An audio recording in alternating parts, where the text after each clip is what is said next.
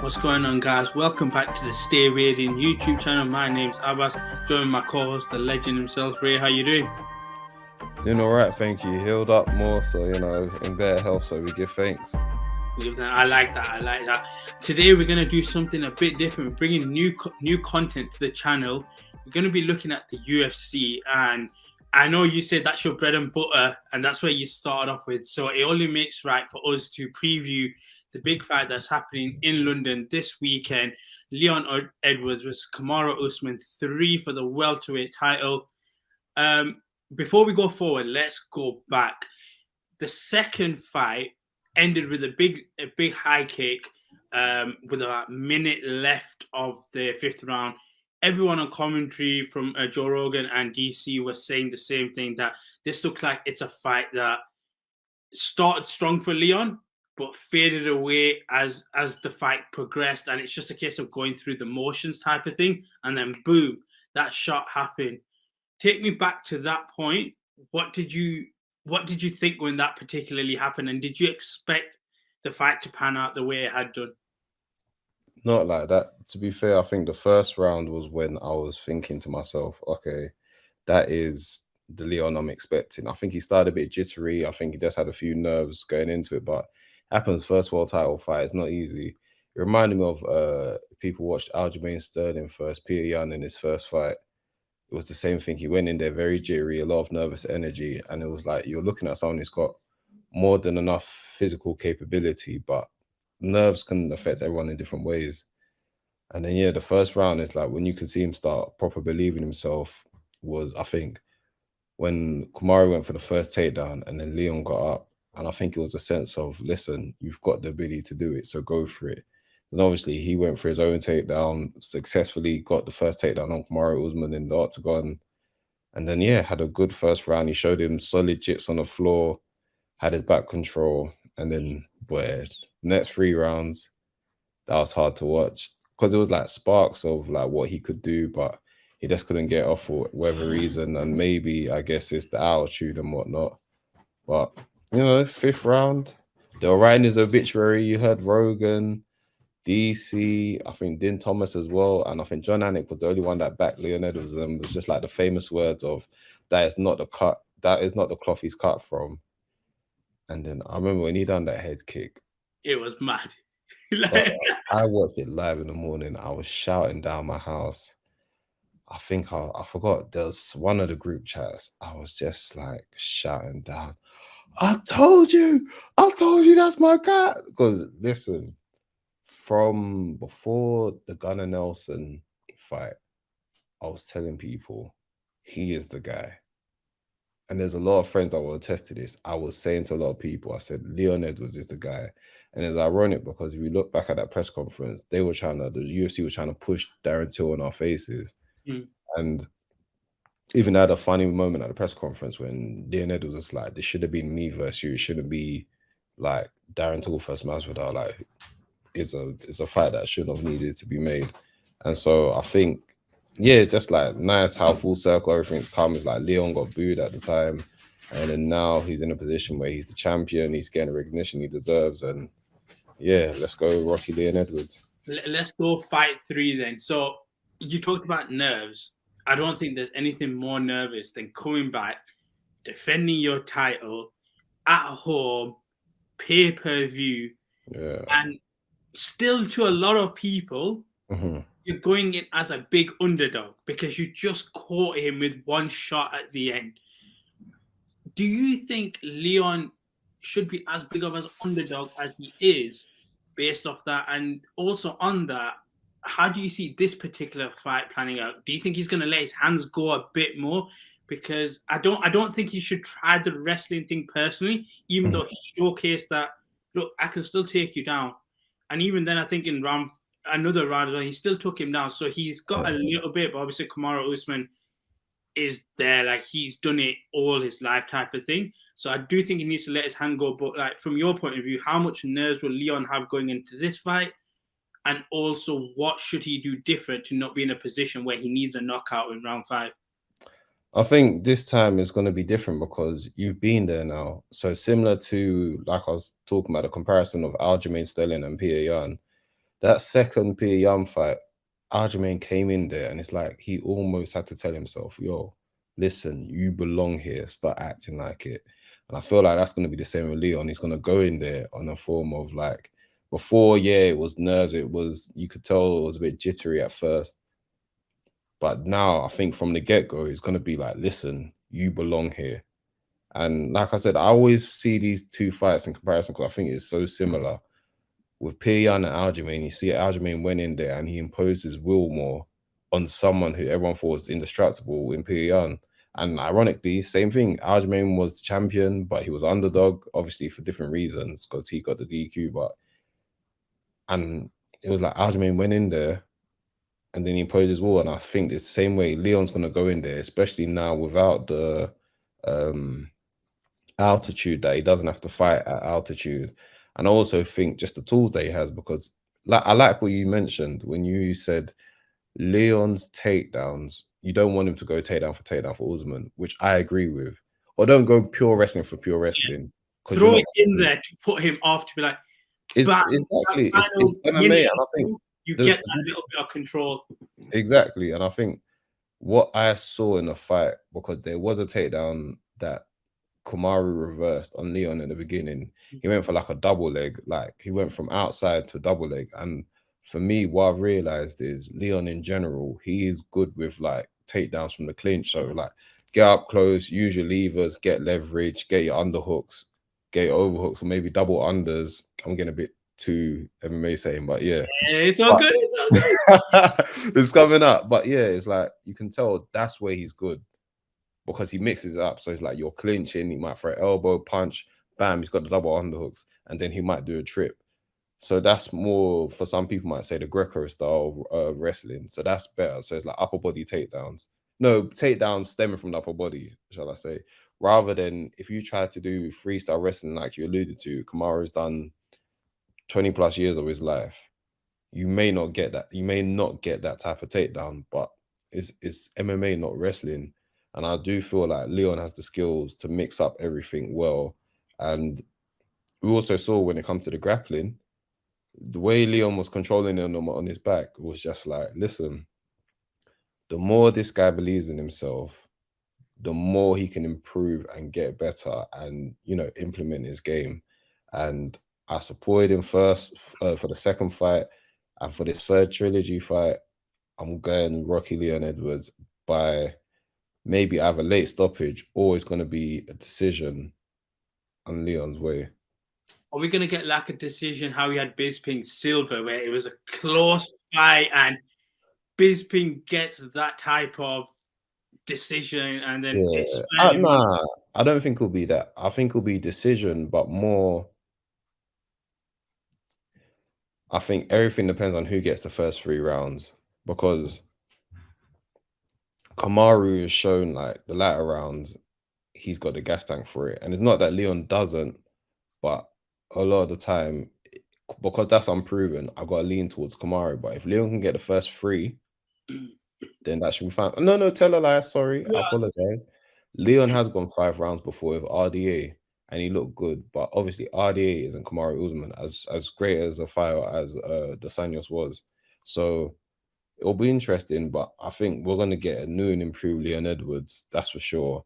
And I think it might be a tight decision. But listen, man. I'm leaning towards my guy Rocky, and I've got love for Kamaru, but I'm leaning towards my guy Rocky. I was going to say, before we touch on Kamaru, one thing I want to touch about Leon, and I'm going to talk about realism, and something that not a lot of fighters get, but he actually got, and that was his corner telling him in the second fight, you're behind, you're behind, you're behind. Don't let him bully your son. Yeah. How much of that will be influential in keeping Leon's mind frame straight in this type of fight? Because for me, it did look like he zoned out a little, even though he may not have necessarily, because you've seen the video with Floyd where his dad's telling him, he's like, Floyd, you're not paying attention to me. He's like, I am. Jab, jab, jab. Sorry. But I felt like for me, Leon zoned out a bit, even though he could hear everything, there wasn't a reaction. In terms of this particular being in London and his corner getting at him each round, how important will that be for him to seem to be more engaged with his corner this time? I think it'll be fine because the thing is, he comes from a solid team. And I think I think his coach like called it the riot act. They read him that because it was a case of, listen, you're behind and we're not seeing what we're seeing. But I think what people also disregarded, which didn't like, is the fact that during those rounds, Leon was actually getting very good technical advice as well. So it was just more a case of they just saw it as there's an urgency of, listen, obviously you see the famous lines like from a movie, but people disregard the other rounds where the coaches are giving him good technical advice. And I think it's just about knowing your fire, because I think in that moment they realized, listen, and I was saying it as well to my group chat. I was saying, if Leon F's this up, they are not going to give him a title shot again, because it's not the most exciting title fight and he's not showing the best of him. And they already made it a hard road for him coming up to this point anyway. So that's why I also was like, you have to do it. It's now or never. I didn't expect it to be that head kick, I'll be honest. But listen, man, I think, yeah, he's got a brilliant corner, got experienced corner. So I think they'll be fine. I think people put more credit on that emotional part without giving credit to the technical part, because even there's video footage of them not practicing that exact kick that landed on Usman. Like, for the people that think it was a fluke, like, no, they saw it and he sets it up. yeah, they've got footage of them practicing, drilling that. They got footage of his coaches breaking it down and calling for it. They've got footage of his brother even saying, go for the cross head kick. And then he pulled it off. So I think, yeah, obviously it's nice having that, you know, that footage moment of like the emotional stuff, but his team is just as technical. I was going to say then, moving on, Kamaru Usman himself, I liken it to how Izzy lost, where it wasn't expected. Like, you just expected this reign to continue in 2022 and into 2023. Yeah. Will he go into this fight, as much as he'll portray the fact that he is the dominant fighter and he's the superior fighter, even though he lost the fight, will he have that belief in the back of his head to think one shot can get me again type of thing? Or how will he approach this fight? Is it just going to be a case of let's wrestle, let's control as much as we can type of thing? Because even then on commentary, they said Kamaru just needs to take time off on this round and he's all good to go. And how do you think is there going to be a level of urgency with him as well in this fight or not?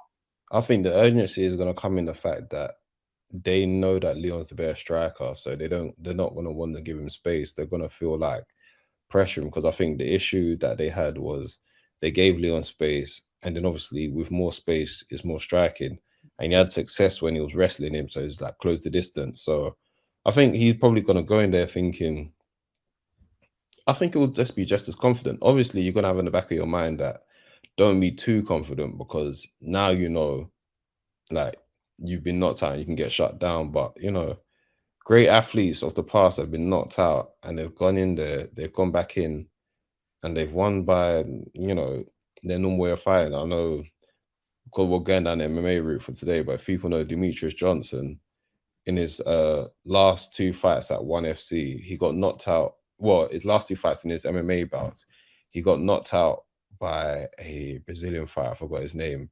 Very crazy knee on the ground. And then Demetrius just had a mindset of, it's fine, it is what it is.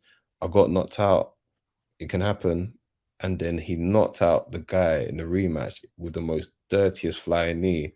And I was just like, that's what greats do. And I feel with Usman, everyone's different. Some people, it is in the back of their mind that, oh crap, I got shut down with a clean knockout.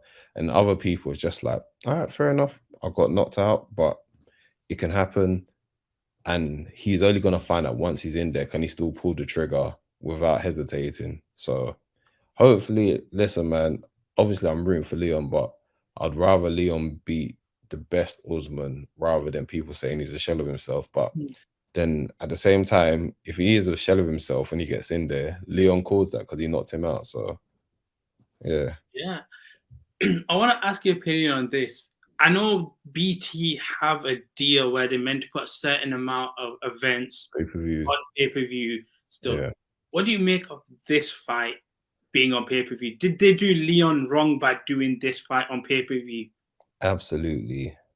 They hurt him. And I think So because even a lot of bars, people are trying to find bars to watch the fight, and a lot of bars are like, I think their thing is, in order for them to buy the pay-per-view, they need enough people to be interested. And I feel like this is one of those fights where, similar to when Yard faced Bear Beef, where it's just like, it was good it wasn't on pay-per-view because this is a guy that people need to see. Oh, excuse me. Give me a sec.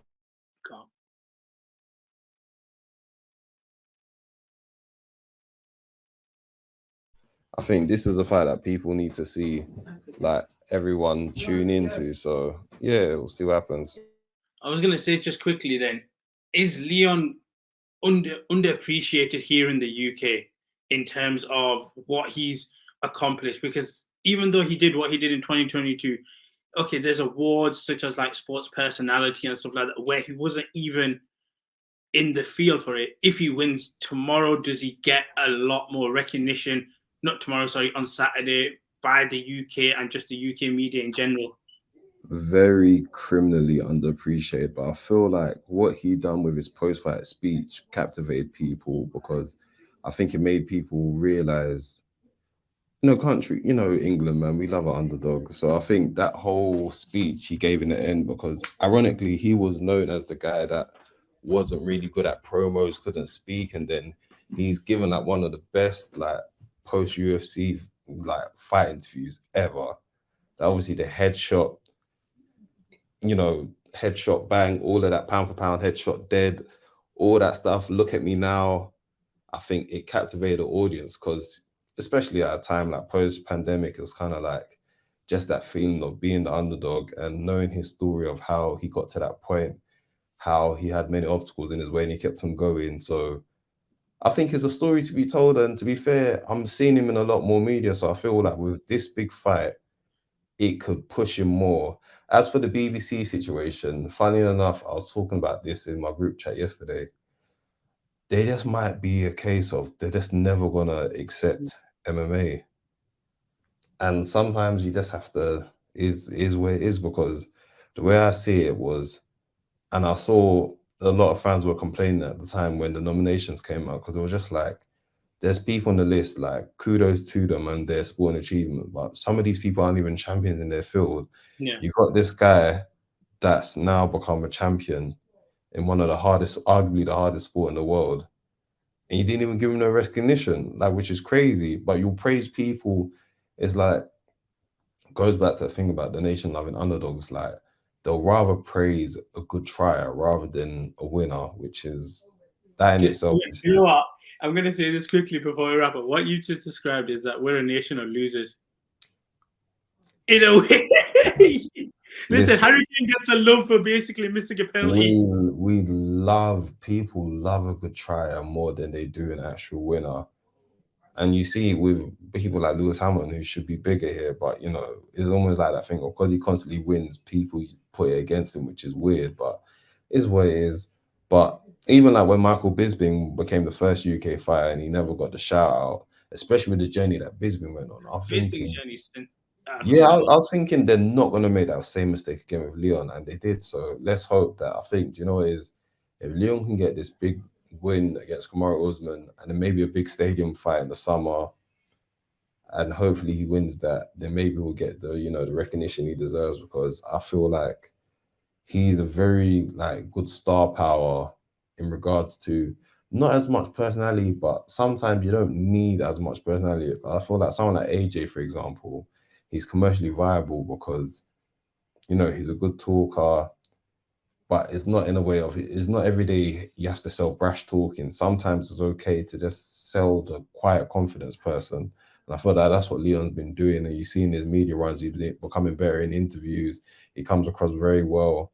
And I think we need to bring back that balance of, yeah, we love a good trash talk about them. We also need that well-spoken, calm, collected person also being heralded. Just going to ask you one quick thing on this. Is he at a disadvantage because the promotion he works for is basically all in America, time zones all in America? If he wins this fight, when they make certain fights, should he always be the mainstay whenever they come to the UK then, just because the eyes will be on him at a time where it's basically UK friendly?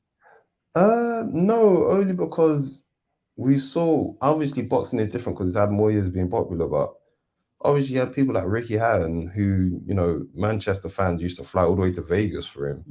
So I think he can cultivate the fans here to what I believe is if he does stay champion, he's gonna be one that they'll try and maximize him in the UK. So they'll try, they're doing O2 now. I got a feeling if he gets this win, they'll do a summer fight at a stadium. And then if he can carry on doing stadium fights, it's like, Then he's doing that boxing stuff type of numbers. Yeah, like there's no point in making him go to the US all the time. If he's the champion, he should be telling people to come there. So, because they done a similar thing with Izzy, for example, when Izzy was the champion, they had it. Well, no, Robert Whittaker, sorry, they had the fight in Australia, and obviously I know Izzy's had a big disagreement when he was champ with the New Zealand governors. That's why he said he fights in Vegas, because he's had an argument with them, but that's neither here or there. But I think if Leon can do it, yeah, why not? Why not keep on doing, big events in the UK? And UFC, I'm sure they won't complain, because every single time they come to the UK, they always say they love the crowd and they love the money that we pay for them tickets. Exactly. Boy, they were expensive. But they need to bring them prices down. That was criminal. That was criminal. That was criminal. But we're going to wrap up today's episode of the Stay Weighed In podcast, previewing a big UFC fight on the weekend. And we'll also look to recap what happens. But if you enjoyed this alongside the boxing, let us know with your comments and let us know who do you think wins, Leon Edwards or Kamaru Usman. But as always, guys, peace and love and stay weighed in.